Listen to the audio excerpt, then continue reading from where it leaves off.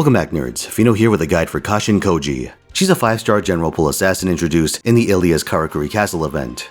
Her hobbies include talking like an improperly configured Vocaloid and transforming historical figures into women. Tragically, this theme doesn't really extend into her gameplay, so let's see what's going on there. Koji's first skill is Illusion, Heterodox. Names are tentative. It's a party-wide single-hit invuln, 30% personal battery, and 20 star dump.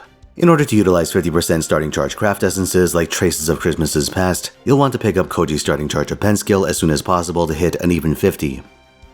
Next up we have Apparatus for Slaughter. Sounds like a metal band. It's a 3-turn quick and attack buff that also gives a non-hit effect to get 10% charge on quick face cards, meaning it doesn't apply to Koji's Noble Phantasm. Nevertheless, it's your primary steroid, so you'll want to level it, second only to the battery. The last of Koji's standard skills is Mystic Eyes. It's a single turn bind, which also acts as a personal star absorption and crit damage buff for a single turn. The chance of the bind landing is tied to skill level, hitting 100% at level 10. A bind is a stun that's technically not a stun, and it's very important to Koji's Noble Phantasm. That would be Karakuri Geho, Shishi Funjin. This is an AoE quick attack with a low chance to insta-kill. It's an unusably low 40%, so don't bother planning around it. Its overcharge is a preemptive chance to bind all enemies, starting at 60% and notably scaling to 80% at overcharge 3. It also deals bonus damage to bound enemies. The cool part about all this is that Kashin Koji has an anti-buff that she can set up entirely by herself, so assuming you can keep your enemies bound, she can benefit from a nice chunk of bonus damage. But that's a big if. Remember that Mystic Eyes only works on a single target and has a 1-turn duration with a 7-turn cooldown, making it an ephemeral presence at best. And while you can get this effect against all enemies through Karakuri Geho, that base probability makes it supremely unreliable. So yes, while you can apathetically loop Kashin Koji's Noble Phantasm to stun lock enemies while also getting bonus damage, you'd have to win what are essentially consecutive coin flips. And it's not like her refund is a sure thing either. Despite a generous hit count on Karakuri Geho, you'll be looking for face cards or supplemental charge to keep the chain going. This also means you'll be shying away from Black Rail for everything but boss killing applications. There are some gimmicky things you can do to lean into the bind mechanic. The first is using overcharge craft essences. 2 candidates stand out. Love's Curse has 50% starting charge when limit broken, debuff success, and overcharge +2 for a single time. This will bring Koji to that 80% threshold I mentioned earlier, so what you do is fish for the NP bind and restart the game until you get it.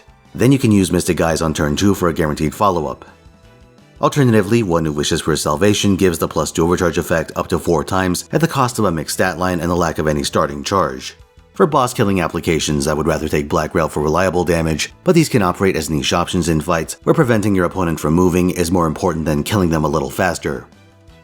The other, even jankier option is to exploit the fact that bind isn't a status unique to Kashin Koji. 2 other servants have this debuff, and you saw one of them less than a minute ago. That's right. Amakusa Shiro and his ruler compatriot, Jeanne d'Arc, both have the ability to bind servants, and they can, if you were hellbent on doing so, keep Koji's chain going on subsequent turns. That said, Jeanne is a defensive art servant and Amakusa is an anti-buff buster attacker, so they have very little else to offer a quick beat stick like Kashin Koji. Might be better to leave this team on the bench. In practice, you should just run Koji with 2 or 3 Scotties depending on your needs. Just bludgeoning enemies with your raw Noble Phantasm and crits will serve you better than Koji's unreliable bind gimmick. That said, if you're in the market for an AoE quick assassin, you'd have been better off fishing for Huyanzhuo last year. Looking at the NP damage spreadsheet, it might look like Koji's ahead above the other options, but that assumes her bind hits, which is not something you can count on over multiple turns. On the other hand, Huyanzhuo has anti-evil damage, invuln pierce, and purge resistance, which are much more useful tools on average. Really, the only consistent edge Koji has over Huyan is that she's general pull as opposed to limited, so it's actually possible for you to accumulate a strong Koji over a long enough period of time. Otherwise, she's not worth the trouble. Even setting aside the bind mechanic, Koji has a lot of bullshit that occupies space on her kit without giving substantial benefits. The charge on quick face cards is kind of a sick joke, because if a Scotty-backed quick servant actually nails someone with one of their quicks, you're gonna have plenty of charge to work with. The single turn star absorption / crit damage combo on Mystic Eyes also doesn't do much since quick servants get an absurd amount of stars and crit damage in the first place. Any turn 1 benefits this has are counterbalanced by the fact that they bloat the cooldown on Mystic Eyes, giving you even less reliable access to that all-important bind. And of course, let's not forget about that god-awful insta-kill. It's hard for me not to conclude that Kashin Koji was made deliberately dysfunctional in exchange for being available year-round. A servant like this is not one you go and seek out. Certainly not in a crowded year like this one. There's a storm coming this summer. Best to keep your quartz in reserve for that instead of hunting for spider girls. Your apples though? Well, Koji's event is a great place to spend those, and I'd recommend it. But that's a subject for another video. Stay tuned. Thanks for watching, lads. Like if you found this video helpful, subscribe for more, and come watch my twitch.tv/Finotaisen where I stream every week, 3 PM Pacific time. If you're watching this the day it comes out, I'll be speedrunning Good a Close Call on Sunday.